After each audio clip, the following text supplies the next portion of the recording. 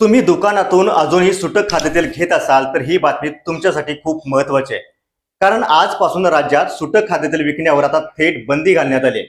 आणि हा नियम मोडला तर फक्त दंड नाही, तर तब्बल 7 वर्षांपासून जन्मठेपेपर्यंतची शिक्षा होऊ शकते आणि 10 लाख रुपयापर्यंत दंडही भरावा लागू शकतो.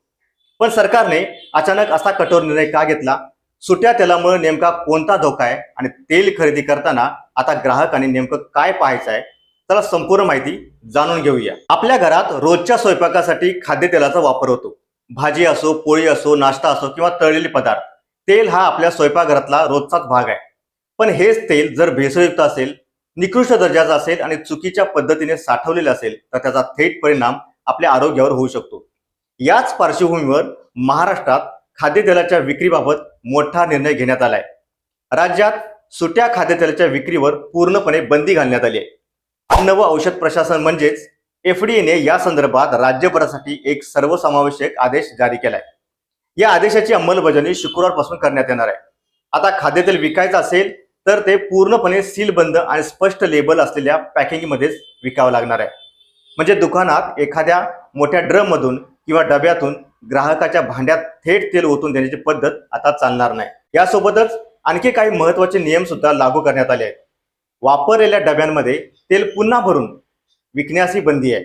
म्हणजे एकदा वापरलेला किंवा गंजलेला डबा घेऊन त्यात पुन्हा खाद्यतेल भरून विकता येणार नाही. तसंच तळण्यासाठी वापरलेलं तेल हे पुन्हा वापरण्यावरही बंदी घालण्यात आली. आता तुम्हाला प्रश्न पडेल की सरकारने एवढा कठोर निर्णय घेतलाच का? यामागे सर्वात मोठं कारण आहे तेलातील भेसळ आणि चुकीच्या पद्धतीने होणारी साठवणूक.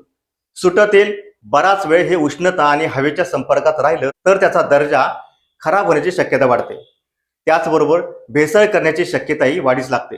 विशेष म्हणजे अर्जेमोन सारख्या घातक घटकांची भेसळ झाल्यास त्याचा आरोग्यावर गंभीर परिणाम होऊ शकतो. अशा तेलांमुळे एपिडेमिक ड्रॉप्सी, हृदयाशी संबंधित गंभीर समस्या आणि अगदी अंधत्वासारखे धोकेही निर्माण होऊ शकतात. म्हणूनच एफडीएचे आयुक्त तुकाराम मुंडे यांनी हा प्रकार नागरिकांच्या जीवाशी एक खेळ असल्याचं म्हटलंय. आता या नियमांची अंमलबजावणी नेमकी कोणावर होणार आहे? तर हा आदेश फक्त किराणा दुकानदारापुरता मर्यादित नाही, तर तेल उत्पादक, सॉल्व्हेंट एक्सट्रॅक्शन, रिफायनर्स, ब्लेंडर्स, रिपॅकर्स, आयातदार, घाऊक विक्रेते, किरकोळ विक्रेते, किराणा दुकाने, सुपरमार्केट्स आणि ऑनलाईन प्लॅटफॉर्म्स म्हणजेच खाद्यतेलाच्या संपूर्ण पुरवठा साखळीवर हा नियम लागू असणार आहे.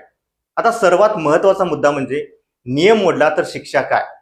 जर खाद्यतेल असुरक्षित आढळलं आणि त्यातून एखाद्याचा मृत्यू झाला तर संबंधित व्यक्तीला 7 वर्षांपासून जन्मठेपेपर्यंत कारावास होऊ शकतो. त्यासोबतच 10 लाख रुपयापर्यंत दंडाची तरतूद आहे. भेसळ करणारे घटक बाळगणे किंवा विनापरवाना व्यवसाय केल्यास 10 लाख रुपयापर्यंत दंडाची रक्कम त्यांना द्यावी लागणार आहे. ग्राहकांची दिशाभूल करणाऱ्या जाहिराती केल्यासही 10 लाख रुपयापर्यंत दंड होऊ शकतो. निकृष्ट दर्जाचं खाद्यतेल आढळल्यास 5 लाख रुपयापर्यंत दंड, तर बनावट लेबल असलेल्या तेलांसाठी 3 लाख रुपयापर्यंत दंडाची तरतूद करण्यात आली आहे. म्हणून आता ग्राहक म्हणून आपणही थोडी काळजी घेणं गरजेचं आहे. स्वस्त मिळतंय म्हणून कुठूनही सुटं तेल घेण्यापेक्षा आपल्या कुटुंबाच्या आरोग्याचा विचार करणं हे जास्त महत्वाचं आहे. तुमच्या परिसरात अजूनही सुटं खाद्यतेल विकलं जात असेल तर ही माहिती इतरांपर्यंत पोहोचवा.